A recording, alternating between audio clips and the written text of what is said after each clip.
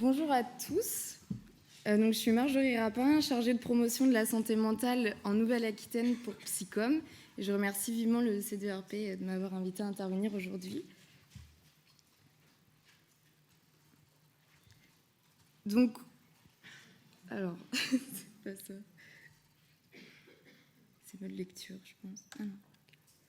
Donc aujourd'hui, je vais faire un petit pas de côté sur la thématique pour parler plus globalement d'innovation en santé mentale et vous présenter le Jardin du Dedans, donc un outil développé par Psycom et qui est sorti cette année en 2022 pour parler de santé mentale avec les enfants. Mais avant ça, je vais vous proposer une brève présentation du Psycom et de nos missions pour ceux qui ne connaissent pas. Donc le Psycom, on a un organisme public national d'information sur la santé mentale et de lutte contre la stigmatisation. On fête cette année nos 30 ans. Et notre objectif au Psycom, c'est de promouvoir vraiment une vision globale de la santé mentale, montrer qu'on a tous et toutes une santé mentale, de la même manière qu'on a tous et toutes une santé physique, et de faire vraiment de la santé mentale un sujet de société. Donc pour ça, on a 2 grandes missions. La première, c'est de décrypter la stigmatisation liée aux problèmes de santé mentale et de développer des outils pour agir, lever le tabou et sensibiliser. Donc ce matin, je vais vous présenter un de nos outils pour agir. Et notre deuxième mission, c'est de proposer une information qui soit fiable, accessible et indépendante sur la santé mentale, les troubles psychiques, les soins, les traitements, l'accompagnement, mais aussi les droits. Quand je dis que cette information elle est fiable, accessible et indépendante, c'est parce qu'on source et on vérifie toutes les informations qu'on diffuse. Accessible parce qu'on fait un vrai travail de vulgarisation des connaissances qui sont trop complexes, et indépendante dans la mesure où on est financé uniquement par des fonds publics, donc on n'a aucun lien d'intérêt avec une quelconque industrie de santé. Là, j'ai mis quelques images pour illustrer les outils qu'on a et ce qu'on propose. Donc, la page d'accueil du site web psycom.org qui propose plein de pages d'informations sur plein de thématiques liées à la santé mentale. Et puis, nos brochures, on en a une 30aine réparties en 6 collections qui sont disponibles gratuitement sur le site et que vous pouvez commander aussi. C'est gratuit pour la livraison. Là, j'ai mis d'autres images de certains outils pour agir qu'on a. Donc, par exemple, le Cosmos Mental et le Jardin du Dedans, qui sont 2 outils de promotion de la santé mentale pour sensibiliser les publics à cette notion-là. Et puis, mon GPS, donc mon guide prévention et soins, qui est un outil de défense des droits des personnes concernées et qui correspond au plan de crise conjoint en psychiatrie. Et enfin, j'ai mis aussi l'outil des parcours en santé mentale, qui est un outil visuel pour représenter la diversité des ressources et structures qui existent, donc de soins, d'accompagnement, mais aussi d'entraide dans un parcours de santé mentale. Donc si je suis là aujourd'hui, c'est parce que depuis l'automne 2021, Psycom développe une mission dédiée en Nouvelle-Aquitaine. Donc c'est la seule région de France qui a une mission comme ça dédiée. Elle est financée par l'ARS Nouvelle-Aquitaine et donc c'est une mission d'appui à la politique de promotion de la santé mentale. Et concrètement, qu'est-ce que ça veut dire ? Il y a 2 grands axes d'action. Le premier, c'est de venir en soutien et en conseil aux coordinateurs des conseils locaux de santé mentale et des projets territoriaux de santé mentale sur plein de thématiques, mais plus spécifiquement la promotion de la santé mentale, les leviers d'action, la lutte contre la stigmatisation, la prise en main de tous nos outils Psycom, et puis la participation des personnes concernées par un trouble psychique, puisque le second axe d'action de cette mission, c'est de soutenir et accompagner la prise de parole en public des personnes concernées et valoriser les savoirs expérientiels. Donc pour ça, on donne des formations de prise de parole en public, on fait de l'accompagnement aussi individuel au témoignage et à titre d'exemple, en 2022, il y a eu 2 formations, une à Périgueux avec Esper 24 et une autre à Bordeaux en partenariat avec le CLSM de la ville. Mais là, je vais vous présenter de manière un peu plus en détail le Jardin du Dedans et on va voir comment on l'a développé, ce qu'il contient et en quoi c'est un outil innovant. Donc comment s'est construit le Jardin du Dedans ? Il est parti d'un constat, celui que la santé mentale des enfants est fragilisée, et particulièrement depuis la crise sanitaire. Voilà, il y a eu beaucoup d'écrits sur le sujet, et notamment la consultation nationale de l'UNICEF en 2021 qui a mis en lumière que 3 enfants sur 4 de 6 à 18 ans exprimaient se sentir souvent tristes ou cafardeux. et que pour plus de la moitié d'entre eux, il leur arrivait souvent aussi de ne plus avoir goût à rien. Et ça a été confirmé aussi par plein d'autres observations en 2021, notamment une augmentation des passages aux urgences d'enfants de 0 à 17 ans pour troubles dépressifs et anxieux et gestes suicidaires. Donc nous, depuis 2016, Psycom produit déjà plusieurs supports d'information et de médiation sur la santé mentale des enfants, donc des brochures, des pages du site web, d'autres outils. Mais là, c'est poser une nouvelle question, comment parler de santé mentale aux enfants ? L'enjeu, c'était plus de parler de la santé mentale des enfants, mais de parler aux enfants directement de leur propre santé mentale. Et donc pour ça, on a développé le Jardin du Dedans en partenariat avec une illustratrice jeunesse, Sandrine Bonini, et avec le soutien de l'UNICEF France et de l'ARS Île-de-France. Et donc ça s'est fait à partir d'une veille bibliographique et d'un état des lieux des programmes et des outils existants, à la fois en France mais aussi à l'international.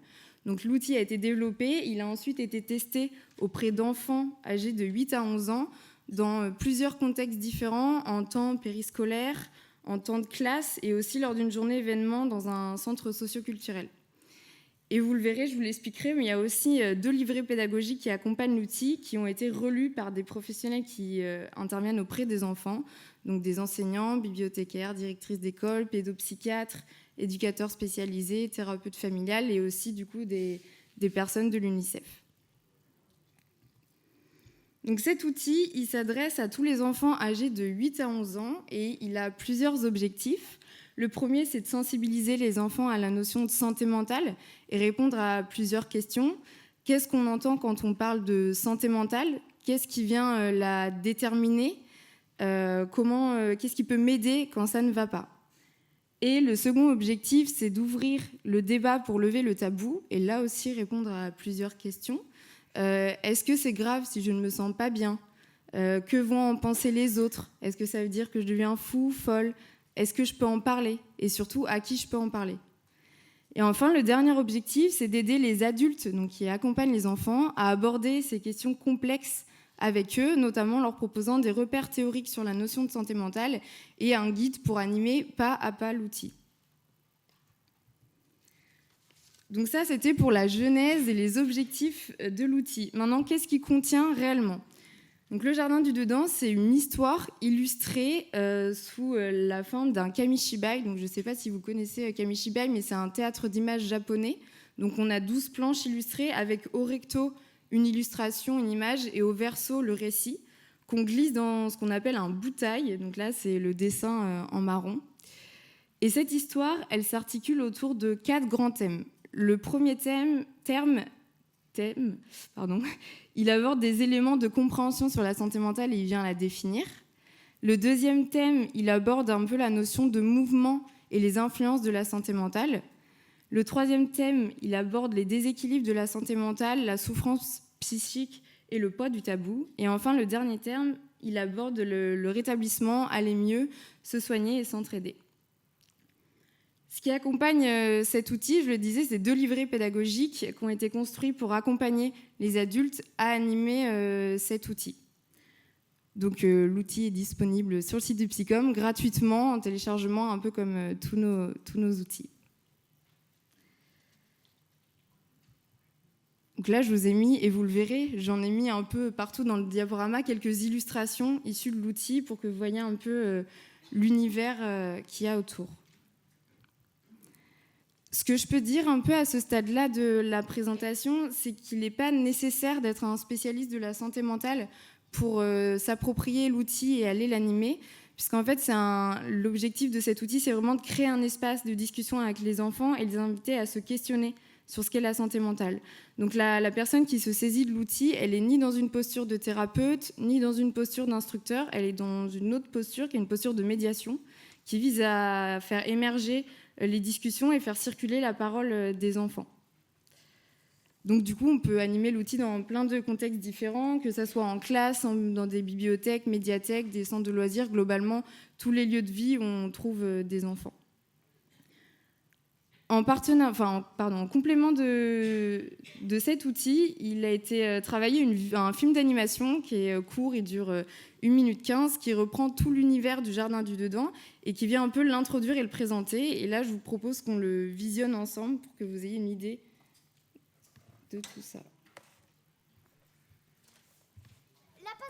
Passe la balle. De toute façon, tu sais pas viser. Ah ouais? Eh ben, regarde-moi ce shoot de la mort. Aïe!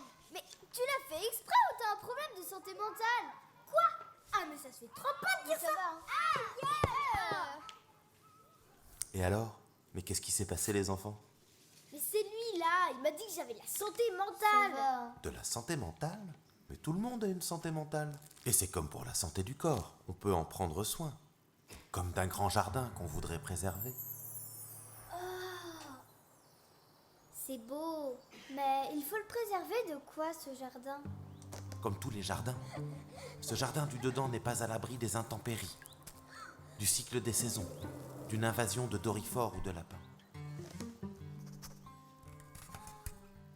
Tout est une question d'équilibre.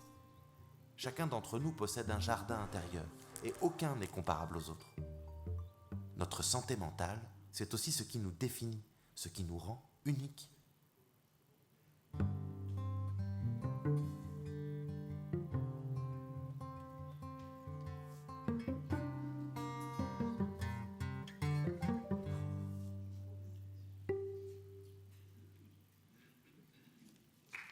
Donc voilà.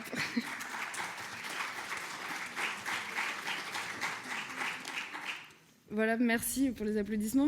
On aura peut-être un peu le temps à la fin de la présentation pour vous donner des réactions, des commentaires et poser des questions. Pour l'expliquer, partons en voyage dans le cosmos mental. Ça va pas du tout. Pour débuter notre histoire, commençons par la petite fusée. Ouais. Ça a lancé la vidéo d'un de nos autres outils, le Cosmos Mental, pour aller regarder si vous voulez.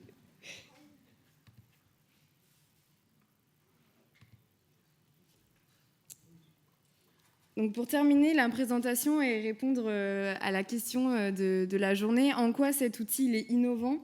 Il est pour plusieurs raisons. Et la première, c'est que c'est un support nouveau qui a un axe lui-même innovant, celui de la promotion de la santé mentale. C'est-à-dire que l'outil, c'est pas un outil thérapeutique, c'est vraiment un outil qui vise à informer les enfants sur la santé mentale et qui les invite à se questionner sur ce sujet-là.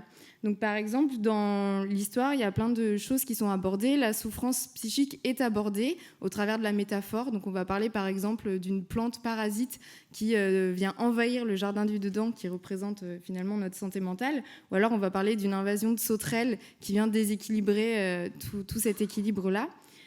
On va parler plus globalement aussi de santé mentale. Donc, par exemple, on aborde le cycle des saisons pour parler de la notion mouvante et fluctuante de la santé mentale.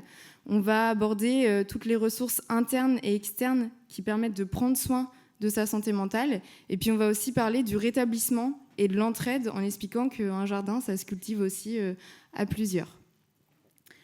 Ensuite, le second point pour lequel cet outil est innovant, c'est qu'il se destine à un public fortement concerné par les problématiques de santé mentale, mais qui est trop peu sensibilisé directement. Donc là, on a en un outil vraiment la possibilité de les informer, de les sensibiliser, mais aussi de les inviter à discuter de ça, débattre ensemble et se poser des questions. Je vous ai mis un verbatim d'un adulte qui a participé à la phase de test de l'outil qui disait ça peut permettre à certains enfants qui ont une souffrance silencieuse d'en parler à un adulte. Et ça fait justement le lien avec le dernier point pour lequel cet outil est innovant, c'est que c'est un support qui permet vraiment d'accompagner les adultes à aborder ces questions complexes, puisque l'enjeu, c'est pas uniquement d'informer les enfants, c'est aussi de permettre à tous les adultes qui accompagnent, qui éduquent et qui soignent les enfants d'être un peu moins démunis face à ces questions-là pour les écouter, les aider et les orienter. Donc il y a 2 livrets pédagogiques qui permettent de vraiment être autonome dans la prise en main de cet outil et pouvoir le faire un peu seul. Donc là aussi, j'ai mis un verbatim d'un adulte qui disait « C'est très important de donner un espace de parole pour parler de détresse psychique, dédramatiser le sujet est très bien. » Et voilà, c'est sur cette citation que je termine mon intervention. Merci.